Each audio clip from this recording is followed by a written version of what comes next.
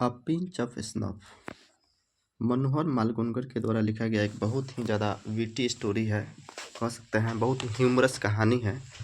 आज हम लोग पढ़ेंगे चैप्टर 3 का डिस्कस करेंगे। मैंने ऑलरेडी चैप्टर 1 और चैप्टर 2 का वीडियो मैंने पूरा फुल कंसेप्ट के साथ मैंने अपलोड कर दिया है। आज हम लोग पढ़ेंगे चैप्टर नंबर 3 जो क्लास 12 का बिहार बोर्ड के इंग्लिश बुक का ये चैप्टर है। चलिए देखते हैं। मनोहर मालगुनकर बॉर्न ऑन 1913। देखिए यहाँ पे लिखा हुआ है कि मनोहर मालगुनकर का जन्म 1913 में हुआ था। चूँकि यहाँ पे इनकी मृत्यु का कोई वर्णन नहीं किया गया है, इसका मतलब ये है कि जिस समय ये बुक जिस समय पब्लिश हुआ था तब तक ये जिंदा थे, इसलिए इनकी मृत्यु का कोई जिक्र नहीं किया गया है। Is a well known novelist, ये एक बहुत ही ज़्यादा जाने माने विख्यात नोवेलिस्ट थे। नोवेलिस्ट कौन होता है? जो उपन्यास लिखता है। एंड शॉर्ट स्टोरी, और लघु कहानियाँ। शॉर्ट का मतलब है छोटे छोटे जो कहानियाँ जो होती है, और जो उपन्यास जो होता है वो एक वेल नोन मतलब एक जाने माने उपन्यासकार थे, और साथ ही साथ लघु कथाकार भी थे। शॉर्ट स्टोरी राइटर, लघु कथा छोटे छोटे कहानियाँ जो लिखता है लोग। With over 25 publication to his credit, लगभग 25 पब्लिकेशन जो है इनके ऊपर मतलब क्रेडिट है, इनके ऊपर क्या है? क्रेडिट किया गया है। क्रेडिट का मतलब कह सकते हैं श्रेय है। 25 से भी ज़्यादा पुस्तकें जो है इनकी मतलब प्रकाशित हो चुकी है, इसका मतलब यही हुआ।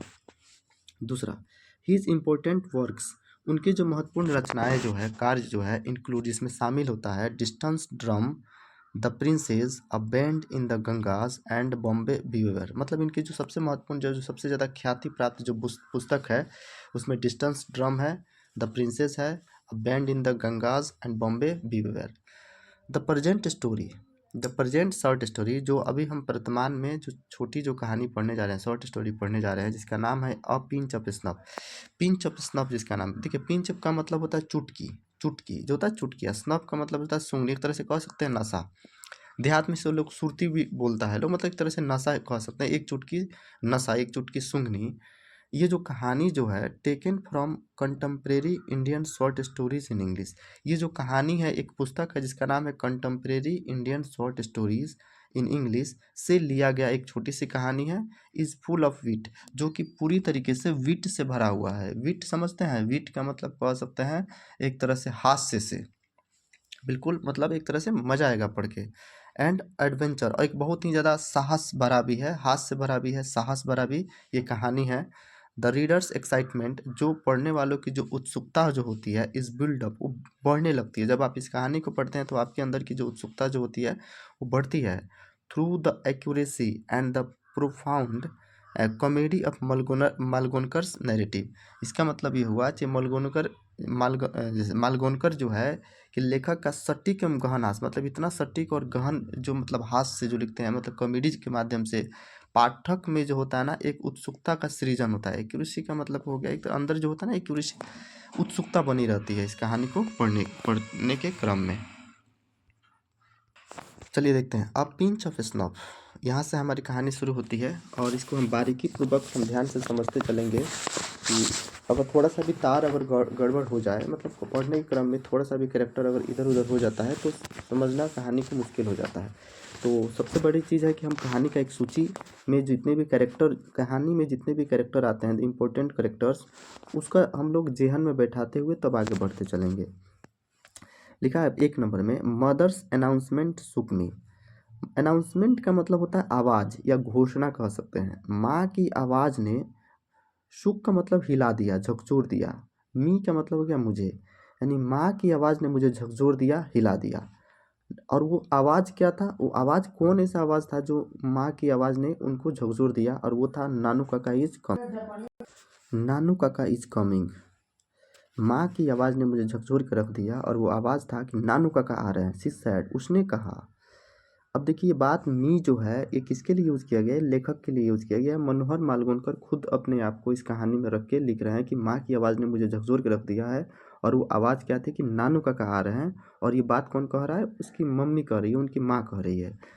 ओह माई गॉड आई सेड, मैंने कहा, यानी मनोहर मालगुनकर खुद से कह रहे हैं कि हे भगवान, couldn't we send him a wire saying we are living that I am transferred or something. अब देखिए उनको मनोहर मतलब मालगोनकर को नानू काका के आने से इतना ज़्यादा चिढ़ था कि वो बोल रहे हैं कि क्या हम उनको तार नहीं भेज सकते थे, और या हम कह सकते थे कि हम कहीं जा रहे हैं, और भी सेइंग वी आर लिविंग कि हम कहीं जा रहे हैं, मेरा तबादला हो गया है, at that I am transferred, मेरा तबादला हो गया, या कुछ और भी तो बोल सकते हैं। वो आ क्यों रहे हैं यहाँ पे, यानी जो लेखक जो है उनके मामा जी को लेकर थोड़ा सा, उनके आनू को लेकर थोड़ा सा क्या तंग है, वो खुश नहीं है। 3 नंबर में नो डियर मदर सेड, माँ करी अरे नहीं डियर, नहीं मेरे बच्चे, he must be already on the train, वो तो ट्रेन में बैठ चुके होंगे। बिसाइड्स, इसके अलावा शी एडेड रीअश्योरिंगली, और उसके अलावा वो जोड़ते हुए बोली, वो क्या बोल रही है, आश्वासन देते हुए बोली, रीअश्योर का मतलब होता है आश्वासन देते हुए बोली, he says he can not stay here for more than 2 और 3 डेज, और उन्होंने बताया है कि यहाँ पे 2 या 3 से ज़्यादा दिन तक नहीं रुक सकते हैं। मतलब जो नानू काका जो आ रहे हैं यहाँ पे, वो ज़्यादा से ज़्यादा कितना दिन तक रुकेंगे, 2 या 3 दिन तक रुकेंगे। तो तुम काहे घबरा रहे हो। What is he coming to Delhi for, is this heat, इतने प्रचंड गर्मी में, मतलब बहुत सारा, दिस हीट का मतलब क्या कि बहुत, उस समय में जब कहानी लिखा गया वो बहुत गर्मी का, मतलब जिस समय की घटना है वो बहुत गर्मी रहा होगा। तो कहने का मतलब है कि लेखक कह रहे हैं कि आखिर इतने भरी गर्मी में, प्रचंड गर्मी में वो दिल्ली किस लिए आ रहा है, क्यों आ रहा है, क्या वजह है, व्हाट इज ही कमिंग, किस वजह से आ रहे हैं। He wants to see some minister, तो माँ जवाब दे रही है, देखिए ये मदर, ये माँ का जवाब है, और ये बेटा जो है सन का बात है। तो माँ कह रही है here he wants to see some minister, वह किसी मंत्री से मिलना चाहते हैं। ठीक है, what that means he will be here for weeks, अरे यार क्या बात कर रही हैं आप, वो मंत्री से मिलने आ रहे हैं, इसका मतलब है कि वो उनको यहाँ पर रहने में कम से कम 1 सप्ताह से भी ज़्यादा लग जाएगा। मिनिस्टर्स डोंट सी पीपल, जो मंत्री लोग जो होते हैं लोगों से नहीं मिलते हैं फॉर वीक्स, सप्ताहों समय लग जाता है, 1 दिन 2 दिन का खेल नहीं होता है मंत्रियों से मिलना, मंथ्स, इवेंट कभी कभी तो महीना लग जाता है, चप्पल घिस जाती है, जूते की एड़ी समझिए कि मतलब पूरा बराबर हो जाता है। ओ माय गॉड, अब ये जो लेखक है अपना सर पीट लिए कि बाप रे बाप, अब नानू काका जो आ रहे हैं, अब वो यहाँ पे 2 या 3 दिन के लिए भले बोल रहे हैं, लेकिन यहाँ पे उनको मंत्री से मिलना है, और मंत्री से मिलना तो समझिए कि ये बच्चों का तो खेल नहीं है, उनसे मिलने के लिए सप्ताहों लग जाता है, महीनों लग जाता है। अब जो लेखक है, लेखक को हो गया टेंशन कि नानू काका आ रहे हैं, अब मुझे परेशान करेंगे, उनको लेकर मेरा जो भी मेरा जो रूटीन होगा, रूटीन गड़बड़ सड़बड़ हो जाएगा। अब देखिए ये माँ का जवाब है, ये मदर का जवाब है, ये माँ का ही जवाब है। मदर क्या जवाब दे रही है उनको कि इफ़ योर नानू काका wants to see a minister, अगर तुम्हारे नानू काका किसी मंत्री से मिलना चाहते हैं, इफ़ योर नानू काका wants to see a minister, अगर तुम्हारे नानू काका किसी मंत्री से मिलना चाहते हैं, आई एम श्योर, मैं निश्चित पूर्वक कह सकती हूँ, he will manage to see him, कि वो उनसे मिल ही लेंगे। मतलब जब वो बोल दिया है कि मुझे 2 दिन में मिलना है तो मिल ही लेंगे। मदर सेड, माँ ने कहा, any time of the day और नाइट, और कभी भी मिल लेंगे, दिन हो या रात हो या किसी भी समय हो, अगर तुम्हारे नानू काका ने कह दिया कि मंत्री से मिलना है तो वो मिल के ही जाएंगे, 2 दिन के अंदर ही मिलेंगे। Mother has always been very loyal to her side of the family, जो माँ जो होती है ना, माँ अपने परिवार को प्रति बहुत वफादार होती है, जिसको हम नैहर भी बोलते हैं, मायका जो बोलते हैं। दुनिया की कोई भी स्त्री जो होती है अपने मायकों को लेकर बहुत ज़्यादा, मतलब समझिए कि वो मतलब लॉयल होती है, वफादार होती है। खुद जहाँ पे जाएगी वहाँ पे 2 भाइयों में बंटवारा हो जाएगा, 3 भाइयों में बंटवारा हो जाएगा, लेकिन वो खुद चाहती है कि जो मेरा जो अपना भाई है सब प्रेम से रहे। तो ये दुनिया की हर स्त्री का यही रोना धोना है। उसको लगता है कि दुनिया का सबसे अच्छा जगह, सबसे बढ़िया जगह और सबसे शांत पूर्वक रहने वाला अगर कोई घर है तो उसका कौन है, नैहर है, उसका मायका है। तो यही लिखा है कि माँ जो है अपने परिवार के प्रति बहुत ही ज़्यादा हमेशा से क्या रही है, लॉयल रही है, निष्ठावान रही है।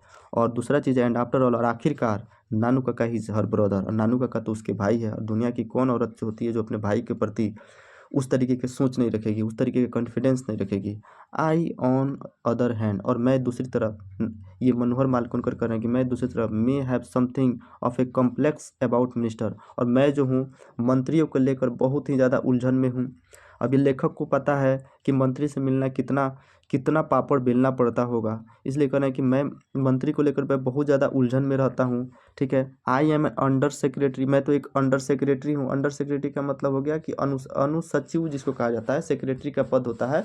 ठीक है, तो ये जो अंडर सेक्रेटरी है ऑन प्रोबेशन, प्रोबेशन का मतलब होता है जो एक तरीके से जांच पर, परीक्षण पे, प्रोबेशन का मतलब होता है जांच करना, कि अंडर सेक्रेटरी है वो भी जांच अवधि में है। ठीक है, and as such trained to regard, और हम लोगों को इस तरीके से ट्रेंड किया गया है, इस तरीके से प्रशिक्षण दिया गया है कि ministers as being 2 steps higher than God. जो मिनिस्टर्स जो होते हैं, मंत्री जो होते हैं, वो भगवान से भी 2 कदम ऊपर होते हैं। यानी इसका मतलब ये हुआ कि आपके लिए किसी ईश्वर का दर्शन करना आसान हो सकता है, लेकिन किसी मंत्री से अगर दर्शन करना हो तो भगवान से भी 2 कदम ऊपर है। तो यही कह रहा है कि 2 पद ऊपर समझने का समझिए कि इन लोगों को प्रशिक्षण दिया जाता है, ट्रेनिंग दिया जाता है। ठीक है, और ये नानू का कौन है कि 2 से 3 दिन में मिल के चले जाएंगे बाहर। 10 secretaries being just 1 step higher. आज जो सेक्रेटरी जो होता है, देखिए सेक्रेटरी जो होता है वो क्या होता है, वो सेक्रेटरी ईश्वर से मतलब भगवान से 1 स्टेप ऊपर, और सेक्रेटरी से एक स्टेप ऊपर कौन होता है, मंत्री होता है। इसको कुछ इस तरीके से समझ सकते हैं, जैसे मैं यहाँ पे इस तरीके से इसको समझाने की कोशिश कर रहा हूँ कि देखिए, जैसे मान लीजिए कि ये गॉड है, ये भगवान हो गए। भगवान से जस्ट एक स्टेप ऊपर कौन होता है, सेक्रेटरी। और सेक्रेटरी से जस्ट 1 स्टेप ऊपर कौन हो गया, ये मिनिस्टर हो गए। आज जो हमारे जो लेखक महोदय है वो क्या है, वो अंडर सेक्रेटरी है, वो बेचारे तो अंडर सेक्रेटरी में काम कर रहे हैं। तो कहने का मतलब है कि नानू काका को मिलना किससे है, मिनिस्टर से मिलना है, मिनिस्टर से मिलना है, और मिनिस्टर से मिलना यानी भगवान से 2 कदम ऊपर है। और ये कह रहे हैं कि 2 से 3 दिन में मिल के चले जाएंगे। तो यही चीज़ जो है लेखक को परेशान कर रहा है कि नानू काका आखिर 2 से 3 दिन में कैसे मिलेंगे, मेरा तो सारा शेड्यूल गड़बड़ हो जाएगा। ठीक, आगे देखते हैं। I was waiting on the platform. आखिर माँ की बातों को मानकर लेखक को वहाँ पे मतलब नानू काका को रिसीव करने के लिए प्लेटफॉर्म पे जाना ही पड़ा। वहीं भी लिखा है I was waiting on the platform, मैं प्लेटफॉर्म पे इंतजार कर रहा था। किसका इंतजार कर रहा था, नानू काका का इंतजार कर रहा था। व्हेन द ट्रेन केम इन, जब ट्रेन आई मेरे रेलगाड़ी आई, मतलब जब ट्रेन आई तो मैं नानू काका का क्या कर रहा था, इंतजार कर रहा था। नानू काका stood in the doorway of his second class, और नानू काका जो थे मतलब सेकेंड क्लास का जो दरवाज़ा जो होता है, देखिए ट्रेन में जो होता है ना, first class, second class, third class type का दरवाज़ा होता था, होता भी है। तो जो सेकेंड क्लास के दरवाजे पे नानू काका क्या थे, खड़े थे, कैरीज क्लास कैरीज, मतलब वो जो थे नानू काका सेकेंड दर्जे के क्लास पे वो क्या थे, वो खड़े थे। ठीक है, a striking figure, striking figure का मतलब है एक प्रभावशाली, स्ट्राइकिंग का मतलब क्या, प्रभावशाली। अब फिगर का मतलब कह सकते हैं व्यक्तित्व यानी चेहरा। ठीक है, वाइट हेयर, सफ़ेद बाल, वाइट हेयर का मतलब क्या हो गया, सफ़ेद बाल। विथ एन इम्प्रेसिव माउस्टेज, और एक बहुत ही ज़्यादा प्रभावशाली मूछ। इम्प्रेसिव का मतलब तो एकदम इम्प्रेशन डालने वाला मूछ। ठीक है, he still wears the old fashion knee length black coat and the red silk pagdi of the Deccan Brahmin. कहने का मतलब है कि ही स्टिल, वो अब भी, स्टिल का मतलब अब भी, वेयर्स मतलब पहनते हैं। ठीक है, ओल्ड फैशन का मतलब हो गया कि पुराने ज़माने का, यानी पुराने फैशन का जो ओल्ड फैशन का जो कपड़ा होता है वो भी कहाँ तक जाता है, नी का मतलब हो गया घुटने तक का, और वो भी कैसा, काला कोट तथा, और रेशमी, रेड सिल्क का मतलब हो गया एक तरह से रेशमी लाल रंग की पगड़ी ये पहनते हैं। और किस स्टाइल में दिखते हैं, एकदम दक्षिण मतलब डेक्कन का जो ब्राह्मण होता है ना, उस रूप में इनका चेहरा दिखता है। तो वही कह रहा है कि वो अभी भी पुराने ज़माने का कपड़ा पहनते हैं जो उनके उनके घुटने तक जाती है, ब्लैक कोट पहनते हैं, और रेशम सिल्क लाल कलर का पगड़ी बांधते हैं, एकदम डेक्कन ब्राह्मणी लगते हैं। एंड ड्रेप्स अ वाइट अंगोछा, और ड्रेप्स का मतलब कह सकते हैं लपेटना, सफ़ेद कलर का अंगोछा लपेटते हैं। राउंड हिज शोल्डर, अपने कंधे के अराउंड, यानी कि अपने कंधे के अराउंड, अपने कंधों पर डालते हैं सफ़ेद कलर का, सफ़ेद रंग का अंगोछा डालते हैं। ये जो व्यक्तित्व जो है किसका है, ये है नानू काका के बारे में बताया गया कि नानू काका का लुक कैसा है, उनका रंग रूप मोहरा कैसा है। वो एकदम प्रभावशाली दिखते हैं, प्रभावशाली मूछें हैं, उनका पर्सनालिटी गजब का है, सफ़ेद बाल है, दक्षिणी ब्राह्मण लगते हैं, पुराने ढंग का कपड़ा पहनते हैं। तो ये सब चीज़ लिखा हुआ है। एज आई वेंट अप, मैं जैसे ही पहुंचा, जैसे ही मैं गया, आई किसके लिए यूज हुआ है, मनोहर मालगुनकर के लिए हुआ है।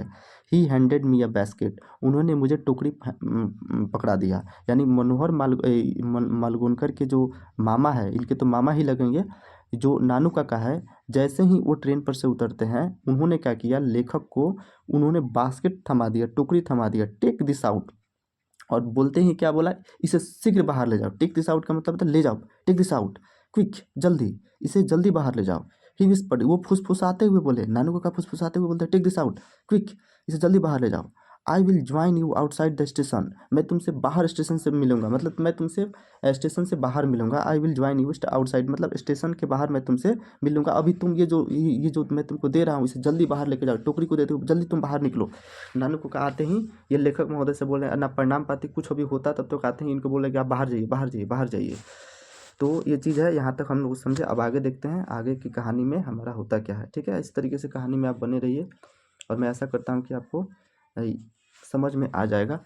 दूसरा देखिए 11 नंबर में, आई आस्क नो क्वेश्चन, मैंने कोई प्रश्न नहीं पूछा। नानू काका की बात को लेकर मैंने कुछ जैसा उन्होंने कहा मुझे वैसे करना पड़ा। ठीक है, आई टक द बास्केट, आई टक, मैंने टोकरी को, देखिए टक मतलब होता है एक तरीके से छुपा, अंडर माई आर, मैंने टोकरी को अपने बाहों में इस तरीके से क्या किया, छिपाया। एंड टर्न, और घूमा, मतलब मैंने टोकरी को अपने आर मतलब होता है बाहों में, बगल में छिपाया तथा घूमा। ठीक है, एंड टर्न मतलब घूमा। Only to bump into an enormous Marwari women, और जैसे ही घूमा और एक भारी भरकम, मतलब इनॉर्मस का मतलब हो गया विशाल, भारी भरकम, मारवाड़ी, मारवाड़ी का मतलब हो गया, मारवाड़ी आप जानते हैं, मारवाड़ी औरत, मारवाड़ी औरत से टकरा गया। मतलब ओनली टू बम्प इनटू, जैसे ही मैं घूमा एक मारवाड़ी औरत थी, मैं उससे क्या हो गया, टकरा गया। हु, जिसने, जिसने had her head covered in a burqa, वो जो मारवाड़ी जो औरत जो थी अपने सर को बुरके से ढक ढक के रखी थी। मतलब मैं एक ऐसी औरत से टकरा गया जो मारवाड़ी औरत थी और वो अपना सर को किस से ढकी थी, बुरका, बुरका जो होता है ना, मतलब कह सकते हैं हिजाब जिसको हम कहते हैं, वो बुरके से क्या हुआ था, ढका था। बट माई, लेकिन मेरी, but my apologies were drown by the strange sounds emanating from the basket, लेकिन मेरी क्षमा याचना, मैं उस औरत से जब टकराया, जब भी आप मतलब वो औरत से जब टकराया तो उन्होंने सोचा कि माफ़ी मांग लेता हूँ कि सॉरी मैं गलती से टकरा गया। जब तक कि अपने मुंह से क्षमा याचना करते, गलती से सॉरी बोलते, तब तक होता क्या है कि टोकरी में से आने वाली विचित्र आवाज़ में डूब गई। मतलब जैसे इनके मुंह से सॉरी निकलता है तब तक पता चला कि जो टोकरी जो बगल में रखे थे उसमें से एक स्ट्रेंज साउंड, एक विचित्र आवाज़ निकला। और ये आवाज़ इतना ज़्यादा जोर से था कि इनका सॉरी उसी में क्या हो गया, ख़त्म हो गया। मतलब उनका आवाज़ के फीका पड़ गया। ठीक है, और वो क्या लगा, the protest of an outraged kitten, अब उसमें क्या था, उसमें क्या था, उसमें था जो बिलौटा, बिलौटा था, बिल्ली था, बिल्ली था वो, उसके उसके उनके टोकरी में जो था क्या रख के लाए थे, बिल्ली रख के लाए थे। स्पीट स्ट्रॉप्स म्यू म्यू म्यू, मतलब कहने का मतलब म्याऊ म्याऊ की आवाज़ आने लगा। और म्याऊ म्याऊ की आवाज़ से मतलब क्या हुआ कि मेरा जो आवाज़ जो था, सॉरी का जो आवाज़ था, मैं जब तक उस मारवाड़ी औरत को सॉरी बोलता तब तक मेरे टोकरी में जो था एक बिल्ली की आवाज़ से मेरा मतलब ध्यान उधर की तरफ गया। यानी नानू काका ने उन टोकरी में उनको क्या दे दिए थे, एक बिल्ली थी जो छिपा कर लाए थे। ठीक है, I duck and run, I duck and run का मतलब क्या, मैं झुका, डक का मतलब होता है झुकना, याद रखिएगा, डक का मतलब होता है झुकना। आई डक, मैं झुका, एंड रन, और भागा तथा भाग निकला। ठीक है, एंड मिंगल, मिंगल का मतलब होता है घुल मिल जाना, घुल मिल जाना, मिंगल्स विद द क्राउड, मैं भीड़ भाड़ में जाके मतलब घुल मिल गया। ठीक है, and squeeze through the gate in the wakes of a Sikh marriage party, और घुल मिल गया, सिखों की एक बारात थी, squeeze through the gate in the Sikh, the wake of a Sikh, एक सिखों की बारात थी के साथ गेट के बाहर चला गया। मतलब क्या होता है वो कि नहीं होता, घुल मिल जाते हैं। अब आप भीड़ भाड़ इतना होता है कि आपको भीड़ के सहारे ही आपको बाहर निकाल दिया जाता है। तो जो भीड़ भाड़ था उसी भीड़ भाड़ के सहारे ये जो लेखक महोदय जो है ये बाहर निकल गए। ठीक है, अब चलिए 13 नंबर में, नानू का आवाज़, नानू का आवाज़ लॉन्ग टाइम कमिंग, नानू का आवाज़ लॉन्ग टाइम कमिंग का मतलब हो गया नानू काका काफ़ी देर के बाद आए। नानू काका आवाज़ लॉन्ग टाइम कमिंग, इसका मतलब हो गया कि नानू काका तो आए लेकिन बहुत देर के बाद आए। बेचारा लेखक महोदय जो है बाहर इंतजार कर रहे हैं। The station yard was nearly empty and the last टांगा हैड गॉन। अब बताइए इतना लेट से आए हैं कि स्टेशन यार्ड जो है, यानी जो स्टेशन का जो प्रांगण था वो एम्प्टी, खाली हो गया था, लगभग पूरा खाली हो गया था।